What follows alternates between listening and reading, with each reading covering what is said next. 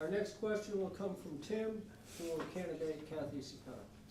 Governor Andrew Cuomo, recognizing that high property taxes have become untenable, passed the 2% tax cap early in his term. Please explain your position on the tax cap. Would you ever support exceeding it? For that matter, why shouldn't the town try to cut taxes? Certainly, we're all in the same boat as far as the economy that we're in. We have taxes. We know that taxes traditionally go up. I think it's great that there was a tax cap. I think we should get creative, and if we can't lower the tax, well, let's look at other ways to lower costs. If you have a program, make sure dollar for dollar that it could pay for itself. If there is a solution, I think together as a community we can come up with that solution. And it might not necessarily be just looking at the tax, it's other services.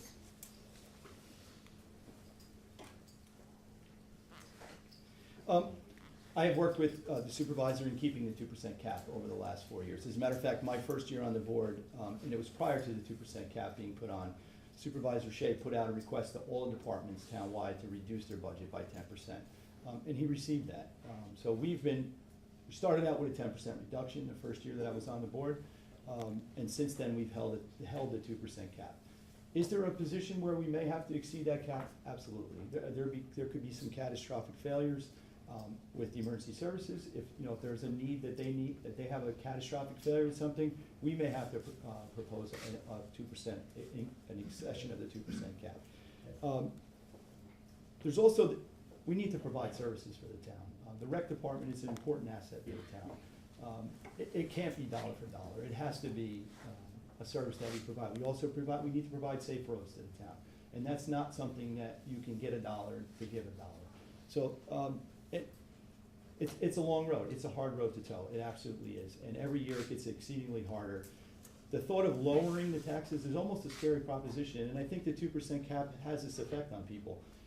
If you take something out, if you take that out, then the following year you have a need that you didn't foresee, you will have to exceed that 2% cap. So it's almost, you're better off holding the 2% than reducing it. But it's a struggle. It's a struggle every year to keep yourself under the 2%, as well as provide services to the town. Because the services draw people here. That's what brings people to Phillipstown. It's the rec department. It's our roads.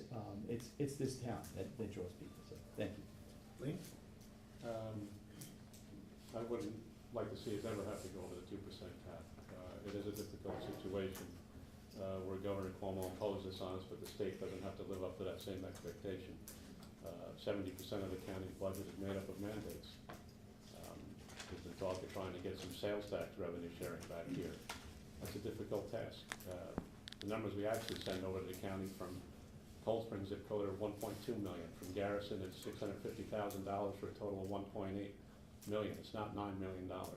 So there's not a lot of tax to be shared there.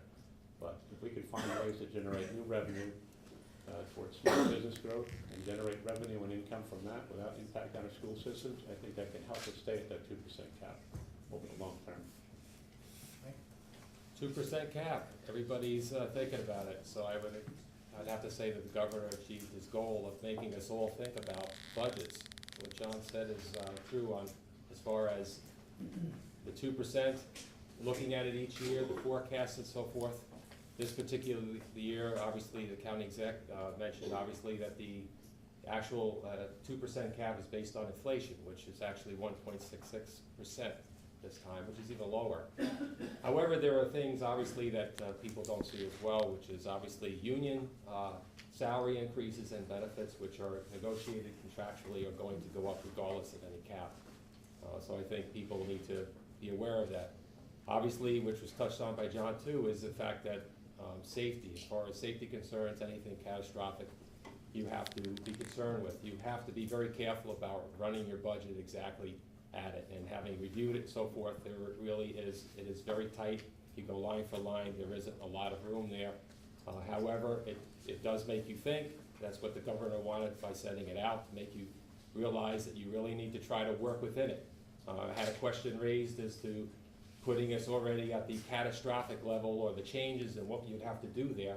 In reality, you really should be thinking, first of all, of what you have and what you can do there. Obviously, the 10% cut by the supervisor was an area in that particular thinking, which is, that's what you have to take a look at first. You have to take a look at your own resources that you have in the town, what you own and so forth. Are you utilizing them properly? It's gonna be utilized more effectively to where revenue can be gained and so forth. It's true, yes, we don't have a lot of money in some people's eyes goes to the county, but obviously that doesn't mean you don't continue to ask them about services that are spent there. 6.4 million for police services, 2.4 million for emergency services. You wanna be able, emergency management, you wanna be able to look at that. Thank you, Mike.